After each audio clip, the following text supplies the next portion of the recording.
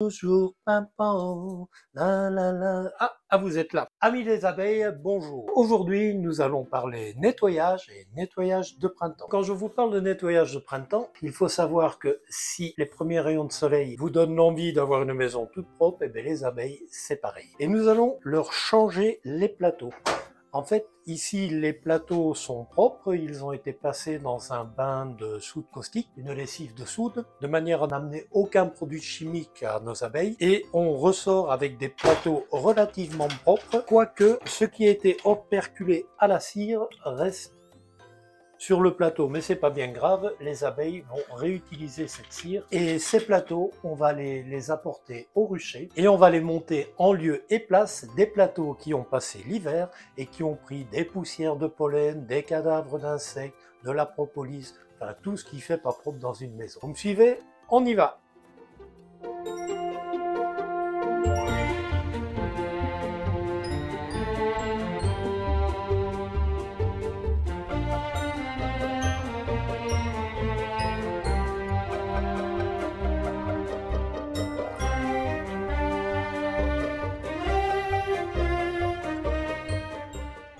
Bon, comme toute intervention, nous allons commencer par allumer l'enfumoir. L'enfumoir, c'est quelque chose de très important. Pour que les abeilles se sentent en sécurité, il est nécessaire que l'apiculteur se présente à la ruche.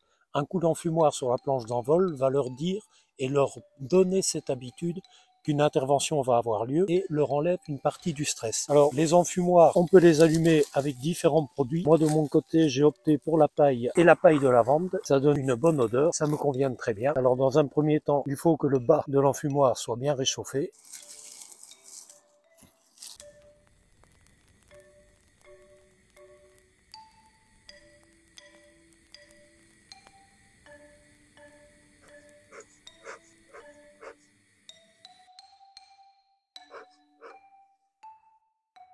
Il ne faut pas perdre de vue que pour qu'un enfumoir fonctionne et reste fonctionnel, il faut que la base de l'enfumoir soit bien chaude. Donc dans un premier temps, je vais faire braiser la paille qui s'y trouve.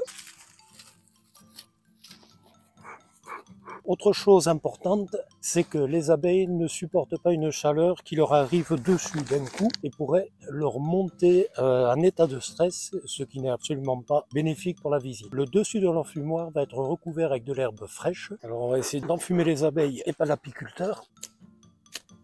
J'effectue une rosace et je viens obturer la sortie de l'enfumoir. Là, j'ai une fumée froide et c'est exactement ce que nous recherchons. Allons vers les ruches. Alors, je commence par avertir ces demoiselles de ma venue. Je vais dégrafer le plancher de la ruche.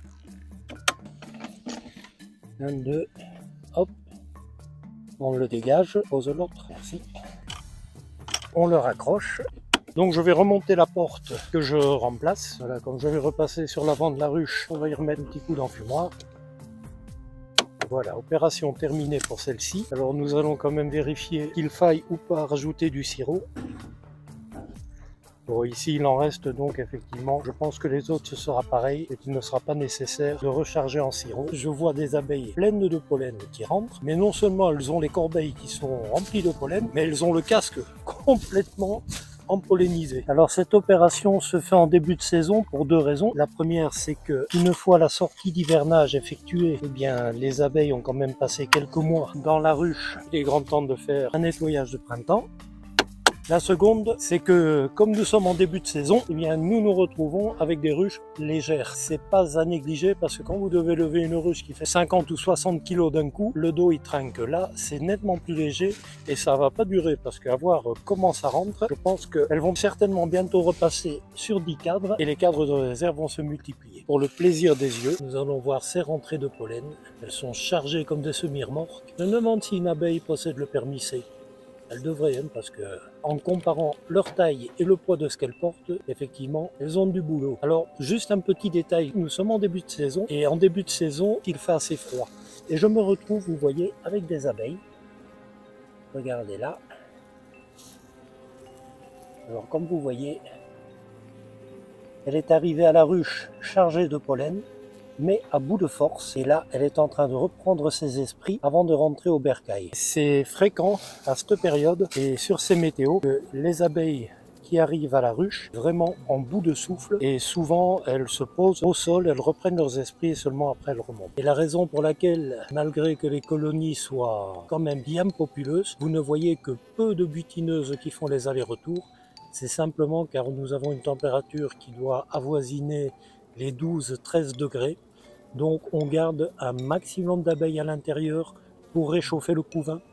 Parce que n'oublions pas que la semaine passée il faisait très beau, les reines ont vraiment pondu, il y a énormément de couvains. Et donc il n'y a que peu d'abeilles qui ont été désignées pour recharger la ruche en nourriture. Comme la ruche en plus a été approvisionnée en sirop, ce qui est vraiment important de rentrer maintenant, c'est du pollen pour faire du pain d'abeille, de nourrir les larves et le reste de la colonie se retrouve à réchauffer le couvain. Voilà, Véro m'a signalé à juste escient qu'il y avait un plateau sur lequel il y avait une particularité. Vous avez un frelon asiatique qui est rentré dans la ruche et vous pouvez regarder qu'il y a justement sur ce cadre des abeilles mortes. Là, on en a quelques-unes. Là, dans l'angle, on en a quelques-unes. En fait, il s'agit de la grappe qui est venue attaquer le frelon, qui s'est mise autour pour faire monter ce frelon en température. Ça a fonctionné vu que le frelon est mort. Et quelques abeilles y ont laissé la vie. C'est la dure loi de la nature. Donc le frelon est bien présent ici. Il y a bien une reine qui est venue s'attaquer à mes ruches et bien mal leur en a pris parce que j'ai des abeilles qui sont douces avec l'apiculteur mais impitoyables envers le frelon. Et bien voilà, amis des abeilles, c'est terminé pour aujourd'hui. Cette séance de remplacement de plateau, je vous dis au revoir et à bientôt.